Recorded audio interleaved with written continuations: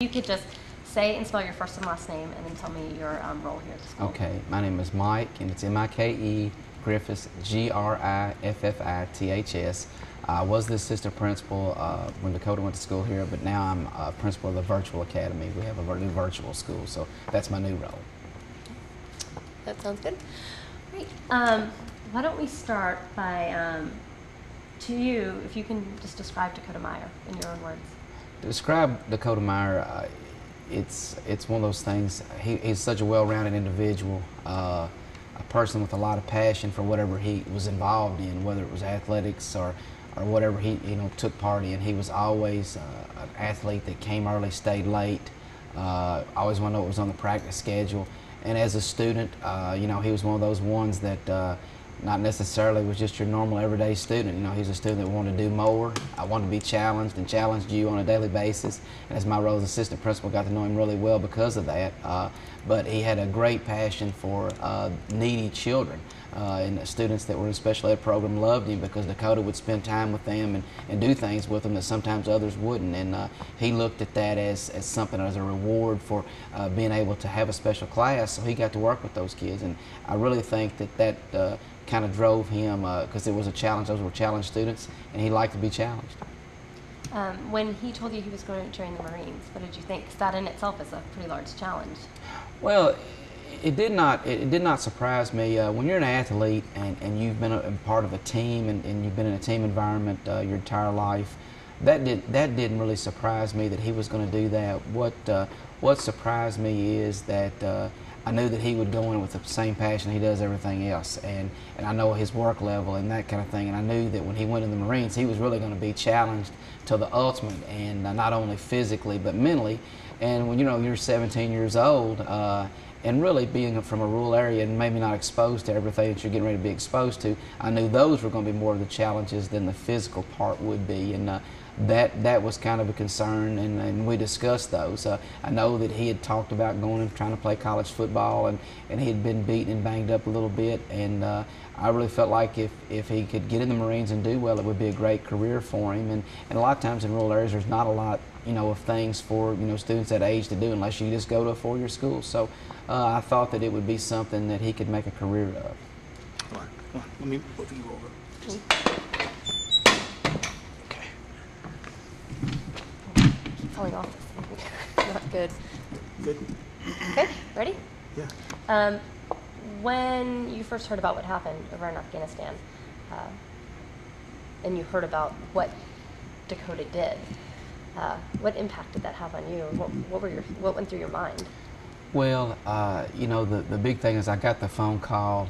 He was training in Hawaii, and I knew something was tremendously different. And he really could not say where he was going to go, what he was going to be doing, but he just told me, he said, it's just not going to be good.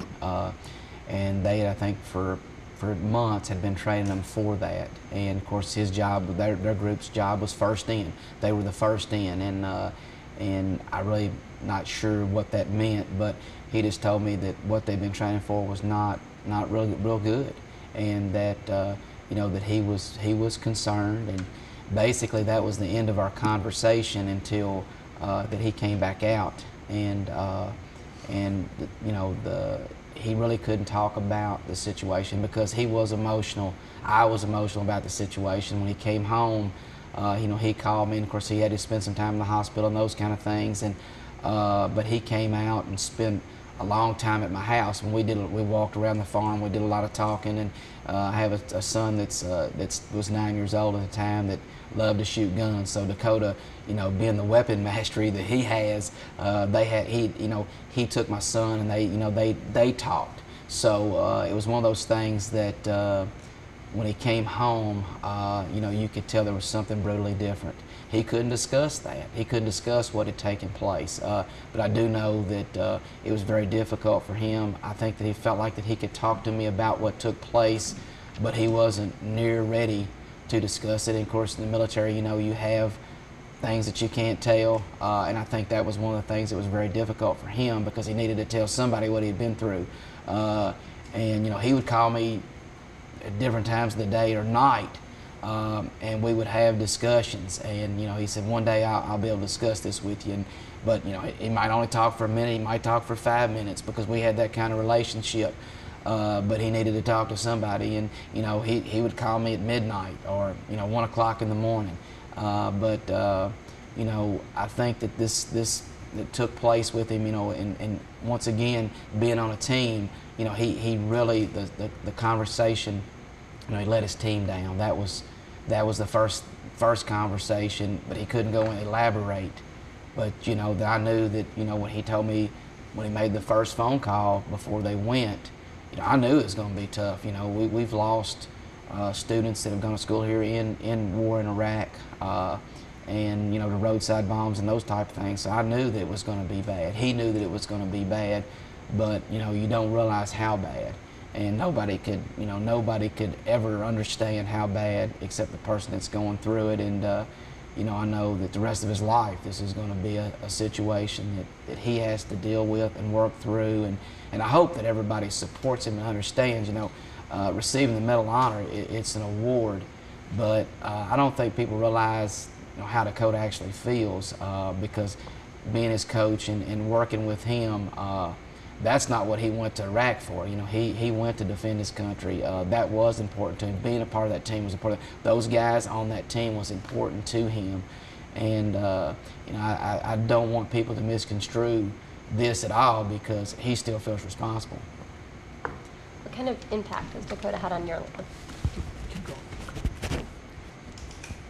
Well, on my life, like I say, I look at every kid that I come in contact with. I try to find something positive about them, and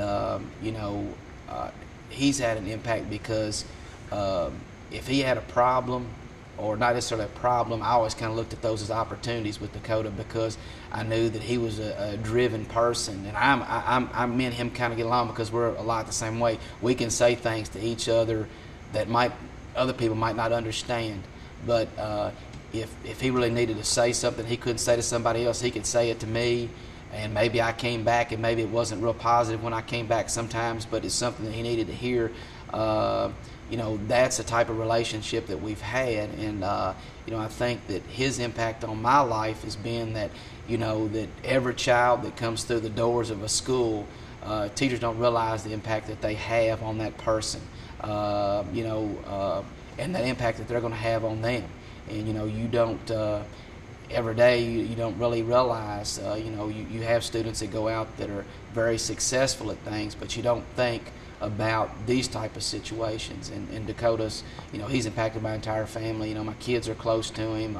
He came and was the Grand Marshal of our Christmas parade here, and I've got pictures in my house of my kids and him in his uniform, and they're very proud of him, because I look at him, like I say, as my own child. So we have that kind of relationship, and I know I've let him down and disappoint him, and on the other hand, he's done the same with me. We like I say, that kind of thing's a two-way street. But I'm very proud of him just because he served his country. What was he like to coach? Very challenging. Very challenging. Dakota's a guy that, as a coach, you want that guy on your team, because he's going to go 100% every play. You don't have to tell him to go 100%. In practice, you did not have to tell him to go 100%. You did not have to tell him to lift weights. You don't have to tell him to run. You didn't have to tell him to train. He's the type of guy that's your team. The thing with Dakota, because of his leadership qualities in that, sometimes he pushed others over the edge. Because leaders, in a sense, when you outwork others, you make it hard on them. And because if a coach compares you, say, why don't you be more like Dakota? If that comes up, players don't like that. But also in the sense that, if others see you working hard, everybody else catches on. This guy wants to do something special, and that was the whole thing with Dakota as a coach. He wanted to do something special. He just didn't want to be I just don't want to play football. I want to be a great player. And that's a thing that I can tell you that I sensed from day one with him, and it made it enjoyable to coach him, is because he had that drive to be a great player.